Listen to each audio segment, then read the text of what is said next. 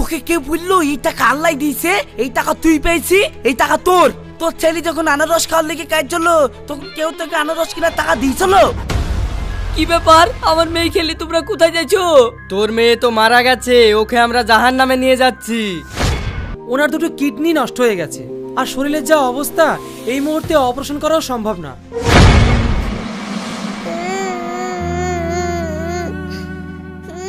চুপ করো সিনথিয়া, রোশনদের কথা বাদ দিতে হবে। ওরা বড় লোক মানুষ, ওরা যাই মন তাই খাবে, আমাদেরও কি তাই বলো? তোমার আব্বা যতক্ষণে খেটে আনে ততক্ষণে আমাদের সংসার চলে। মা, আমি কিছু শুনতে চাইনি। রোশনের আব্বা আনারস কিনে এনেছে, আমার আব্বাকে আনারস কিনে এনে দিতে বলো। কি হয়েছে গো সিনথিয়া, কাঁদছে কেনে? দেখো না, রৌশনের আব্বা বলে ইফতার করার জন্য আনারস কিনে এনেছে, তার জন্য সিনথিয়াও কাঁদছে। বলছে তুমি শীঘ্রই আব্বাকে বলে আনারস কিনে আনতে বলো, আমি আনারস দিয়ে ইফতার করব।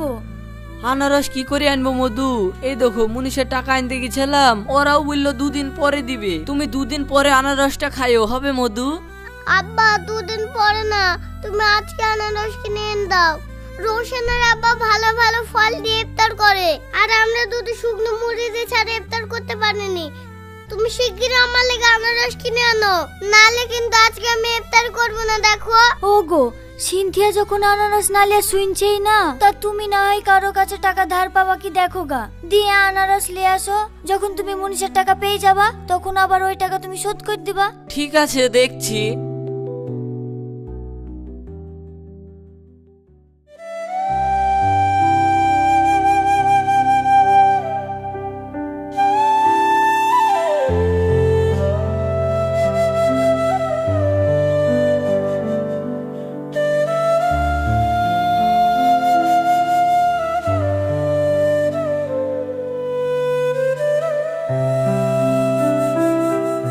ভাই, আমার ছেলে আনারস খাওয়ার লেগে কাঁদছে, তো আমার কাছে তো টাকা নাই। আমাকে 100-2 টাকা ধার দে না, কাজের টাকা পালে তোকে শোধ করে দিব। ধুর, ফলের যা দাম আমি কিনে খেতে পারছি নি, তো তোকে কি টাকা দেবো? আমি টাকা মাকা তোকে দিতে পারবো না। ও কেনে বলছিস ভাই? তোর তো টাকা পয়সার অভাব নাই, আমাকে 200টা টাকা দিলে কি হবে? পরে তো তোকে শোধ করেই দিব। ওই, আমার টাকা পয়সা থাকলে তোকে দিতে হবে। টাকা কি তুই আমাকে দিয়েছিলি নাকি? হট তো এখান থেকে।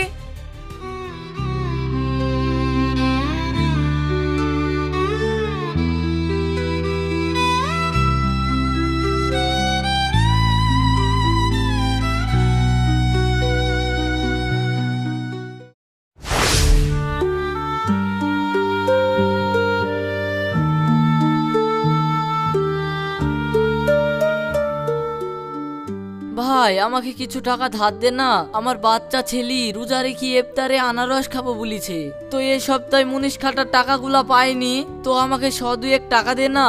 তাই তোরে ভাই, তুই টাকা ধার চাইলি? এই রমজান মাসে ব্যবসায়ীরা ফল ফুলারির এমন দাম বাড়ি দিয়েছে, ফল ফুলারি কিনতে যে সব টাকা শেষ হয়ে যাচ্ছে। তা আমার কাছেও বেশি টাকা নাই, তুই এই 50 টাকা নিয়ে যা। এই টাকাতে তো আনারস হবে না। ঠিক আছে দে, বাকিটা ব্যবস্থা করতে পারি কি দেখবো।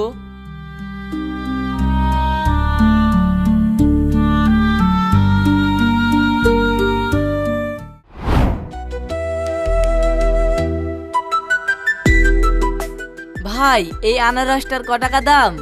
এই আনারসটার 120 টাকা দাম। ভাই 50 টাকা লাও, বাকি টাকাটা তোমাকে পরে দিয়ে যাবো। ধ্যাৎ, রমজান মাসে আমি 1 টাকা বাকিতে দিতে পারবো না। আনারসটা খাও তো।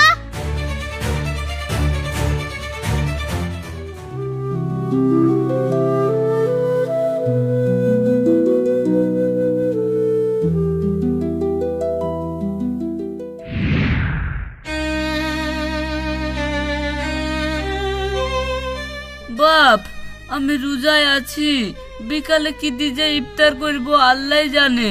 তা তুমি বাপ 2 টাকা দাও না। আমার কাছেই তো টাকা নাই, তা আমি আবার কি করে টাকা দিব? যাক, 50 টাকা তো আছে, এই টাকা দিয়ে ছেলের লেগে তো আনারসও হইলো না, তো টাকাটা নাই এই লোকটাকেই দিয়ে দিই, তাও তো লোকটা 2 ফল মুখে দিয়ে ইফতার করতে পারবে। এই লাও। বাপ, তুমি সারা জীবন বেঁচে থাকো বাপ। আল্লাহ, আমি সিনথিয়াকে আনারস কিনে দিতে পারলাম না, তো কি হইলো? এই ফকিরটাকে 50 টাকা দান করি আমি মনে থেকে যা শান্তি পেলাম। আল্লাহ, কোনোদিন যদি তুমি আমাকে টাকা পয়সার মালিক বানাও তো এই দেশে যতগুলা ফকির মিসকিন আছে সবাইকে আমি 2 হাত ভরে দান করব।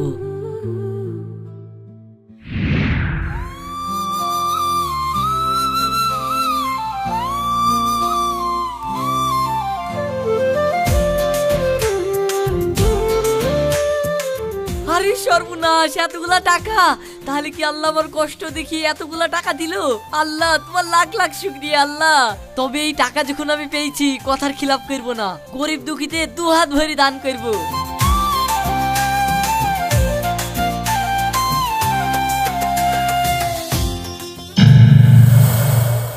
তোকে কে বললো এই টাকা আল্লাহ দিয়েছে? এই টাকা তুই পেয়েছি, এই টাকা তোর। তোর ছেলে যখন আনারস খাওয়ার লেগে কাজ চললো তখন কেউ তোকে আনারস কেনার টাকা দিয়েছিল যে তুই তাদের এখন সাহায্য করবি?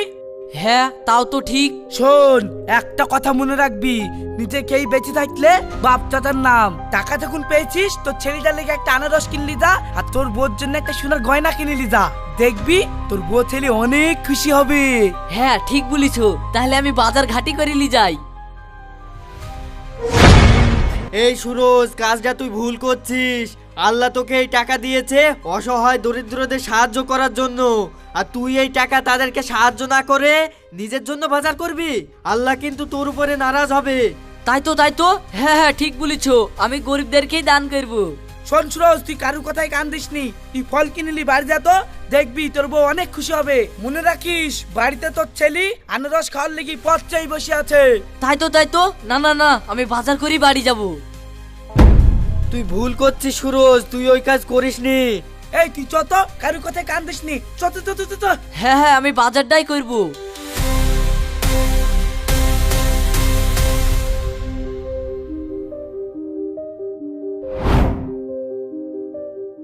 Cynthia, Cynthia.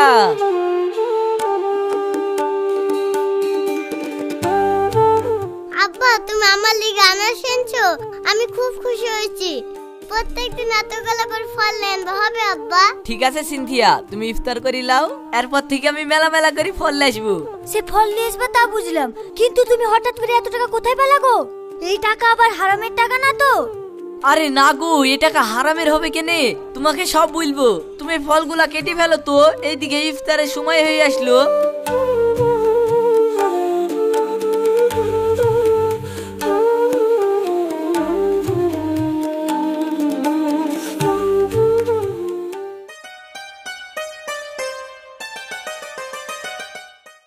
الله أكبر الله أكبر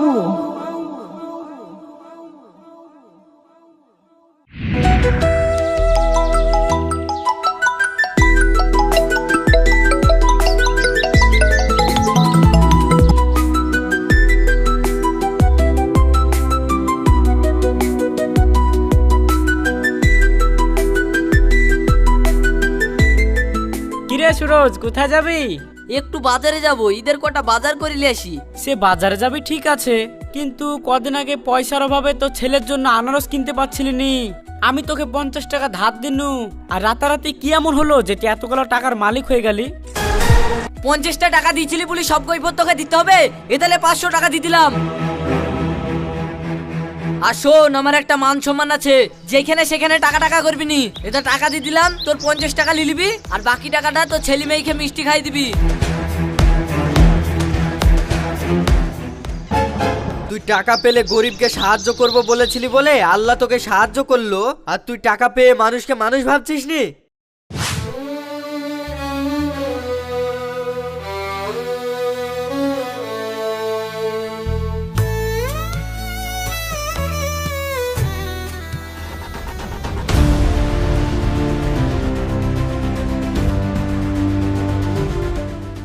আমার পেটে কি হইলো গো? পেটটা যাহা যন্ত্রণা করছে, থাকতে পারছি নি। ও গো, কি হলো কি হলো, এরকম করছো কেন? রুমি, আমার পেটের ভিতরে যাই কামড়াচ্ছে গো। তুমি তাড়াতাড়ি আমাকে ডাক্তার খারাইলি চলো, আমি তো আর থাকতে পারছি নি গো। হ্যাঁ হ্যাঁ, চলো চলো।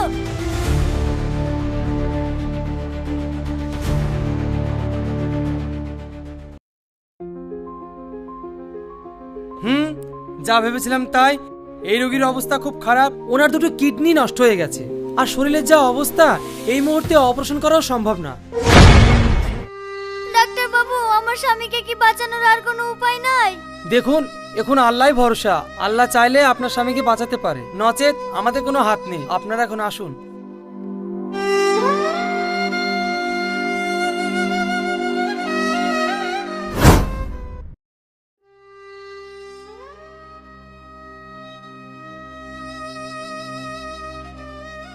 আল্লাহ, তুমি আমাকে একই রোগ দিলা। আল্লাহ, তুমি আমাকে একবার বাঁচার সুযোগ দাও। আল্লাহ, আমি তোমাকে কথা দিচ্ছি, আমার কাছে যা টাকা আছে এই টাকা আমি সব গরিবদেরকে দান খত করে দিব। আল্লাহ, আচ্ছা আচ্ছা আচ্ছা। কি হলো গো তোমার, কি হলো? ও গো, আলহামদুলিল্লাহ বলো, আলহামদুলিল্লাহ বলো। হাঁচি উঠলে আলহামদুলিল্লাহ বলতে হয়। আল্লাহ ছাড়া আমাদের কোনো ভরসা নাই। আচ্ছা, আলহামদুলিল্লাহ। আচ্ছা, আলহামদুলিল্লাহ।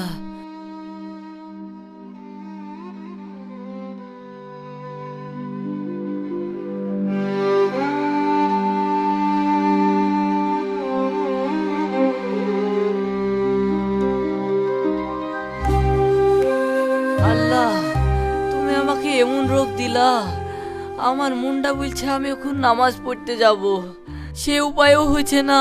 আবার এতগুলা যে টাকা আছে কাউকে যে দান করব সে উপায়ও হয়েছে না। আমাকে এমন কিছু করো যাতে আমি সুস্থ হয়ে যাই।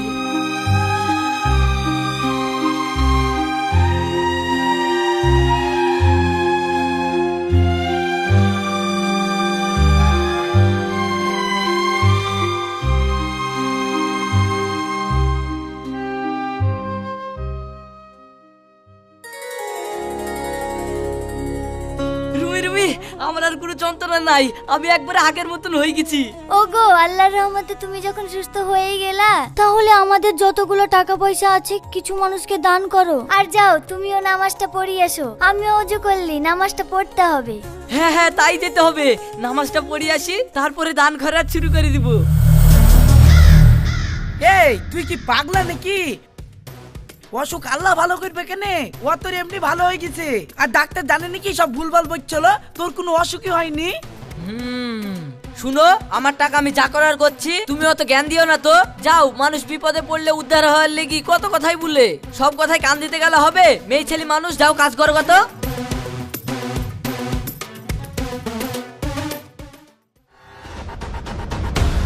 কি ব্যাপার? আমার মেয়ে খেলি তোমরা কোথায় যাচ্ছো?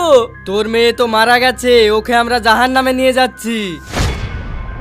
কিন্তু আমার এই ছোট মেয়ে কি পাপ করলো যে তুমি ওকে জাহান্নামে নিয়ে যাচ্ছ? তোর মেয়ে কোনো পাপ করেনি, তোর পাপের কারণে তোর মেয়েকে জাহান্নামে নিয়ে যাচ্ছি। আমার কারণে মানে? তুই আল্লাহকে কথা দিয়ে কথা রাখিসনি। তুই বলেছিলি টাকা পয়সা পেলে গরিব মানুষদের দান খয়রত করবি, কিন্তু তোর কাছে টাকা থাকা সত্ত্বেও তুই একটা পয়সাও গরিবদের দান করিসনি। সব পয়সা তুই নিজের জন্য খরচ করেছিস। তাই আল্লাহ তোর মেয়েকে নিয়ে যাওয়ার জন্য আমাকে নির্দেশ দিয়েছে। এটাই হলো তোর পাপের সাজা। না, আমার মেয়েকে ফেরত দাও। আমার মেয়েকে ছাড়া আমি বাঁচতে পারবো না। আমি তোমাকে কথা দিচ্ছি, আমার কাছে যা টাকা পয়সা আছে আমি সব দান খয়রাত করে দিব। আমি তোর কোনো কথা শুনতে চাইনি। তুই একটা বেঈমান, এর আগেও কথা দিয়ে কথা রাখিসনি। তোমার পায়ে পড়ি, আমার স্বামীর করা অপরাধের সাজা আমার মেয়েকে দিও না। আমার মেয়েকে তুমি ঘুরিয়ে দিয়ে যাও। আমার মেয়েকে তুমি ঘুরিয়ে দিয়ে যাও। হ্যাঁ, ও কথা বললে তো শুনবো না। আদেশ হয়েছে তোর মেয়েকে নিয়ে যাওয়ার, আমি তোর মেয়েকে নিয়ে যাব। না, আমার মেয়েকে ছেড়ে দাও। আমার মেয়েকে ছেড়ে দাও, আমি তোমার পায়ে পড়ছি। আমার মেয়েকে ছেড়ে দাও। আমার মেয়েকে ছেড়ে দাও। না না না, তুমি যাইও না, আমি তোমার পা ধরছি। কি হলো, কি হলো? তুমি এরকম করছো কেন? কি হলো? রুমি, আমি স্বপ্নে দেখলাম আমি আল্লাহকে কথা দিয়ে কথার খিলাপ করেছি বলি ফেরেশতা এসে আমাদের সিন্ধা খেলি চলে যাচ্ছিল, আর তুমি আর আমি ফেরেশতার পা ধরি তাকে আটকানোর চেষ্টা করছিলাম। ওগো তুমি অত চিন্তা করছো কেন? ওটা তো স্বপ্ন ছিল, বাস্তব তো না। আমি আর আল্লাহর কথা খিলাপ করতে পারবো না। টাকা গেলে টাকা আবার আসবে, কিন্তু সন্তান একবার চলে গেলে সন্তান আর ফিরবে না।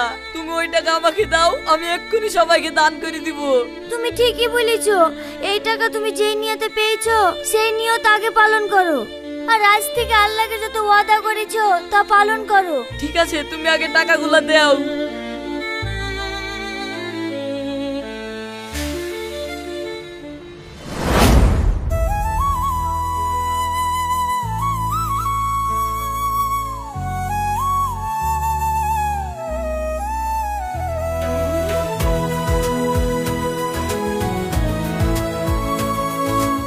দুনিয়ায় যা কিছুই করো না কেন মৃত্যুর পর শেষ ঠিকানা আল্লাহর কাছেই। তাই খারাপ কিছু করার আগে আল্লাহকে একবার স্মরণ করো।